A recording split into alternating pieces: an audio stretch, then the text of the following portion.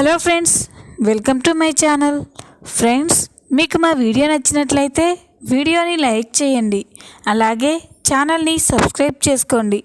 ఈ వీడియో చాలా ఇంట్రెస్టింగ్గా ఉండబోతుంది. తప్పకుండా చివరి వరకు చూడండి. ఆనందిని చంపాలని చూసిన జీవన చెంప పగలగొట్టి బుద్ధి చెప్పిన ఆదిత్య. అసలు ఏం జరిగింది? ఆనందిని జీవన చంపాలనుకోవడం ఏంటి తెలుసుకోవాలి అంటే ఈ వీడియోని ఎక్కడ స్కిప్ చేయకుండా చూసేయండి. ఇక వీడియోలోకి వెళ్ళినట్లయితే జీవన, ఇందుమతి, మాలిని అయితే చాలా సంతోషపడుతూ ఉంటారు. కుట్టి గురించి ఇంట్లో నెగిటివ్గా చెప్పడంతో అందరూ కూడా కుట్టిని అపార్థం చేసుకున్నారు అని జీవన, మాలిని, ఇందుమతి చాలా సంతోషంతో మురిసిపోతూ ఉంటారు. ఇక ఇంతలోనే రాత్రి అవుతుంది. రాత్రి కాగానే హైమ, గౌరీప్రసాద్ ఇద్దరు తన గదిలో కూర్చొని మాట్లాడుకుంటూ ఉంటారు. అప్పుడే ఇందుమతి అక్కడికి వచ్చి వాళ్ళ మాటలు వింటూ ఉంటుంది. ఇంతలోనే గౌరీప్రసాద్ హైమాతో, ఏంటి హైమ, మన కుట్టి ఇలా చేసిందేంటి? మనం ఇంటికి రమ్మని చెప్పినా కూడా రాకుండా వెళ్ళిపోవడం ఏంటి? ఇదంతా చూస్తుంటే నాకు చాలా బాధగా ఉంది అని గౌరీప్రసాద్ అంటాడు. అప్పుడు హైమ, నాకు అలాగే ఉందండి, కానీ మన కుట్టి ఏం చేసినా కూడా దాని వెనుక ఏదో బలమైన కారణం ఉంది. జ్యోతి, సూర్యాలని కన్న తల్లిదండ్రులా అనుకున్న జ్యోతి వాళ్ళు పిలిచినా రాలేదు అంటే దాని వెనుక ఎంత బలమైన కారణం ఉందో మనం అర్థం చేసుకోవాలి అని హైమ అంటుంది. ఇంతలోనే గౌరీప్రసాద్, అవును హైమ, నువ్వు చెప్పింది కూడా నిజమే. మన కుటుంబం కోసం కుట్టి ఎన్నో త్యాగాలు చేసింది, ఎంతగానో సహాయం చేసింది. అలాంటి కుట్టిని ఈ ఒక్క విషయంలో అపార్థం చేసుకోవడం కూడా కరెక్ట్ కాదు అని గౌరీప్రసాద్ అంటాడు. ఇంతలోనే హైమ, అన్నట్టు మీతో చెప్పడం మర్చిపోయానండి, మనం జీవన పేరు మీద, ఆనంది పేరు మీద మన ఆస్తిని సమానంగా పంచాలని చూసాం కదా అని చెప్పగానే ఇక అది విని ఇందుమతి ఒక్కసారిగా షాక్ అయిపోతుంది.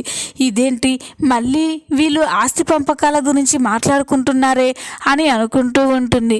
ఇంతలోనే గౌరీప్రసాద్, అవును హైమ, నేను కూడా ఆ విషయమే అడగాలి అనుకుంటున్నాను అని చెప్పగానే ఇక హైమ, అదేనండి, ఇంకో 4 రోజుల్లో మంచి ముహూర్తం ఉంది.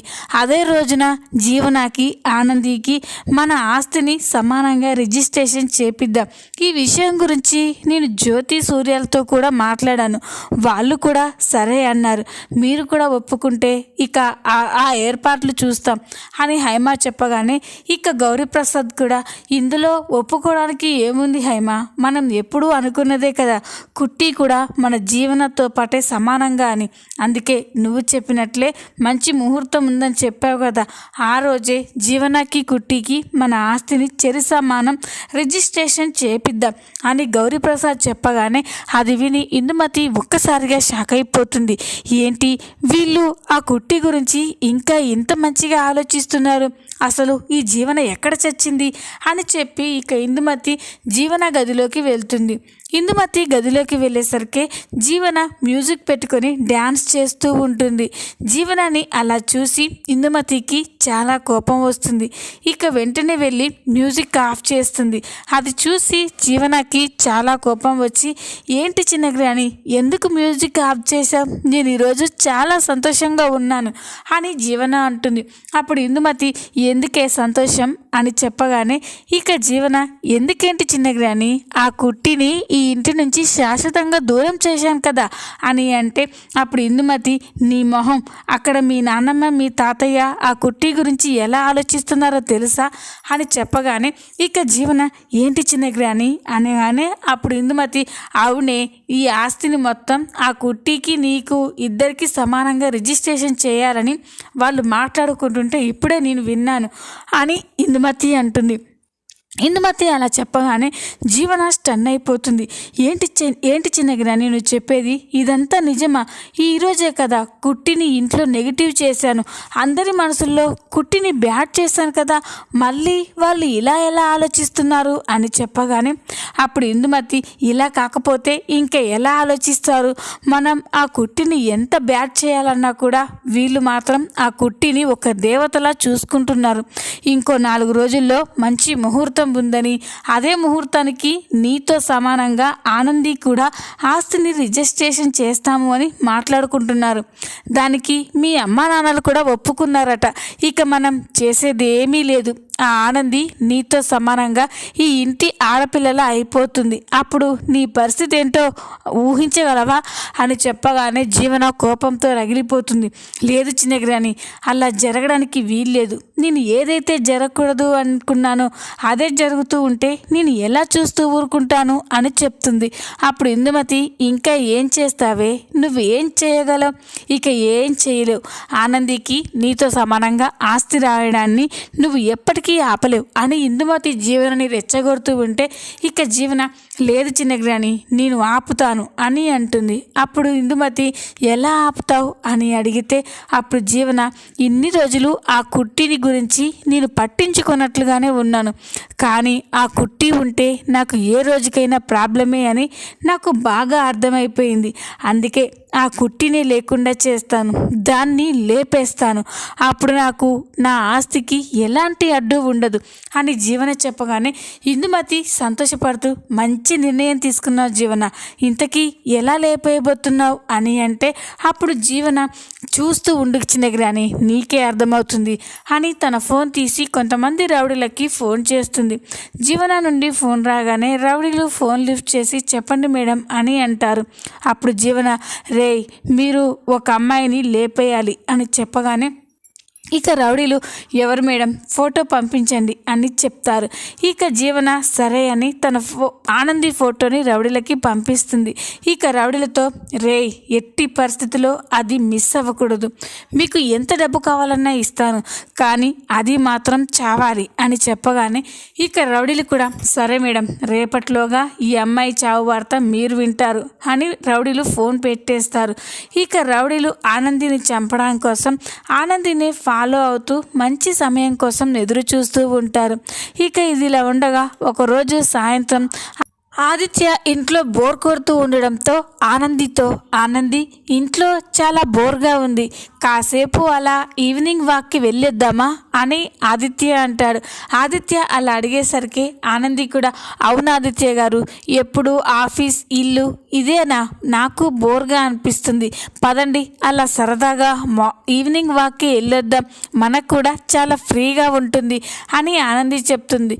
ఇక సరే అని ఆదిత్య ఆనంది ఇద్దరు కూడా వాక్ చేస్తూ రోడ్డుపై నడుస్తూ వెళ్తూ ఉంటారు.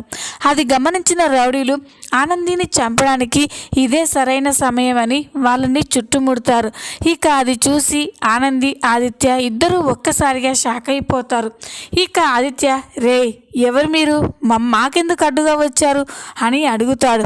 అప్పుడు ఆ రౌడీలు, చూడండి సార్, మీతో మాకు ఎలాంటి అవసరం లేదు, కానీ మీ పక్కనుందే ఆ అమ్మాయి మాకు కావాలి, తనని చంపేయాలి అని చెప్పగానే ఆనంది ఆదిత్య ఇద్దరు ఒక్కసారిగా షాక్ అయిపోతారు.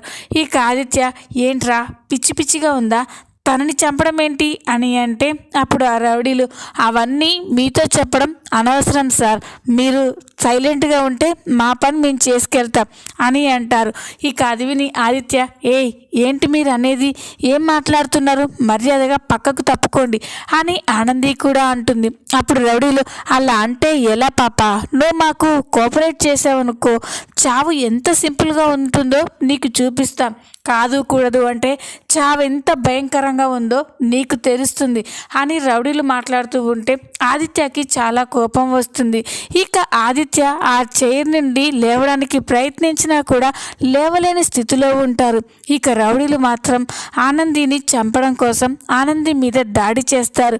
ఇక ఆనందిని కొడుతూ ఉంటే అక్కడే ఆనంది కింద పడిపోతుంది.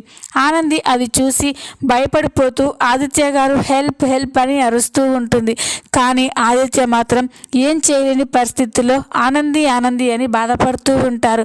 ఇక రౌడీలు కత్తితో ఆనందిని పొడవడానికి వెళ్తూ ఉంటే అది చూసిన ఆదిత్య తట్టుకోలేక వెంటనే వీల్ చైర్ నుండి లేస్తాడు.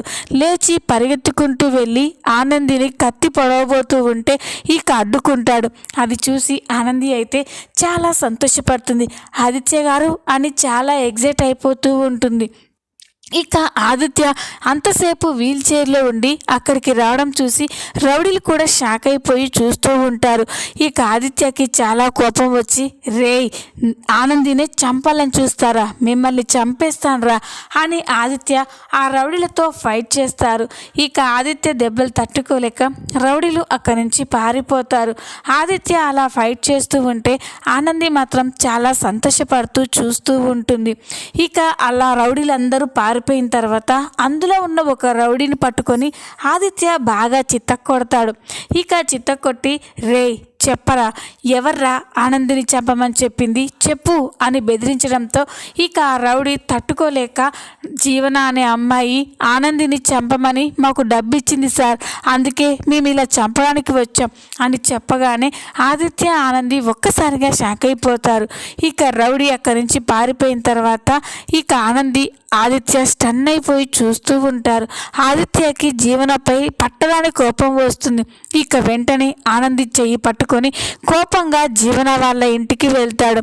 ఇక అది చూసి ఆనంది, ఆదిత్య గారు వద్దు, ఆదిత్య గారు వదిలేయండి అని అంటున్నా కూడా ఆదిత్య మాత్రం వినిపించుకోకుండా, నువ్వు రా ఆనంది అని నేరుగా జ్యోతి ఇంటికే తీసుకెళ్తాడు. ఇక హాల్లోకి వెళ్ళి, జీవన బయటికి రా అని గట్టిగా పిలుస్తూ ఉంటాడు. ఇక ఆ పిలుపు విని ఇంట్లో గౌరీప్రసాద్, హైమ, ఇందుమతి, జ్యోతి, సూర్య, జీవన అందరూ కూడా హాల్లోకి వస్తారు. జీవన హాల్లోకి వచ్చేసరికి ఆనంది ఆదిత్య అక్కడ ఉండడం చూసి ఒక్కసారిగా షాక్ అయిపోతారు. ఇక ఇంట్లో ఉన్న జ్యోతి, సూర్య, గౌరీప్రసాద్, హైమ మాత్రం ఆదిత్యకి కాళ్ళు వచ్చినందుకు చాలా సంతోషపడుతూ ఉంటారు. అప్పుడే జ్యోతి, ఆదిత్య నువ్వు మళ్ళీ మామూలు మనిషివి అయ్యావా అని అంటూ ఉంటే అప్పుడు ఆదిత్య, చూడండి నేను మామూలు మనిషిని అయ్యాను అని మీతో చెప్పడానికి ఇక్కడికి రాలేదు, నేను మీ కూతురికి వార్నింగ్ ఇవ్వడానికి వచ్చాను అని చెప్పగానే ఇక అందరూ కూడా షాక్ అయిపోతారు. జీవన కూడా షాక్ అయిపోయి, ఇదేంటి ఆదిత్య నన్ను నిలదీయడం ఏంటి, ఏం జరిగి ఉంటుంది, కొంపతీసి ఆ రౌడీలు కానీ నా పేరు చెప్పుంటారా అని కంగారు పడుతూనే ఇక వెంటనే బయటికి, ఏంటి ఆదిత్య నేనేం చేశాను, నన్నెందుకు నిలదీయాలనుకున్నావు అని అంటాడు. అప్పుడు ఆదిత్య, నా భార్య ఆనందిని చంపాలని నువ్వు రౌడీలను పంపించావు కదా అందుకు అని చెప్పగానే ఇక జీవన, ఏంటి ఆదిత్య, ఏంటి ఇలా అని ఆనందియే నీతో చెప్పిందా, ఇదంతా నాటకం, నా మీద ఇంకా నిందలు వేయాలని ఇలా చేస్తుంది అని జీవన మాట్లాడుతూ ఉంటే ఇక ఆదిత్యకి చాలా కోపం వస్తుంది. ఇక వెంటనే కోపంగా జీవన చెంప పగలగొడతాడు. చూడు, నువ్వు రౌడీలను పంపి ఆనందిని చంపించాలనుకున్న విషయం ఆనంది నాతో చెప్పలేదు, నువ్వు పంపించిన రౌడీలో నాతో నిజం చెప్పారు అని ఆదిత్య చెప్పగానే ఇక జీవన షాక్ అయిపోతుంది. ఇందుమతి కూడా స్టన్ అయిపోయి చూస్తూ ఉంటుంది. ఇంట్లో వాళ్ళంతా కూడా జీవన ఆనందిని చంపాలనుకుందన్న విషయం తెలుసుకొని షాక్ అయిపోయి చూస్తూ ఉంటారు. అప్పుడే ఆదిత్య, చూడు ఇన్ని రోజులు నా ఆనందికి ఎవరూ లేరేమో, కానీ ఇప్పుడు నేనున్నాను, ఆనందికి ఏమైనా జరగాలి అంటే ముందు నన్ను దాటుకొని వెళ్ళాలి, ఇంకొకసారి నా భార్య జోలికి వస్తే మాత్రం నీ ప్రాణాలు నేను తీస్తాను అని ఆదిత్య జీవనకి వార్నింగ్ ఇచ్చి ఆనందిని తీసుకొని వెళ్తూ ఉంటే ఇక ఆనంది చాలా సంతోషపడుతూ ఉంటుంది. ఇదంతా చూస్తున్న ఇంట్లో వాళ్ళు షాక్ అయిపోయి చూస్తూ ఉంటారు. ఈ విధంగా ఆనందిని చంపాలని చూసిన జీవనకి ఆదిత్య బుద్ధి చెప్పబోతున్నాడు. ఈ వీడియో కనుక మీకు నచ్చినట్లయితే లైక్ చేయండి, సబ్స్క్రైబ్ చేసుకోండి. Thanks for watching.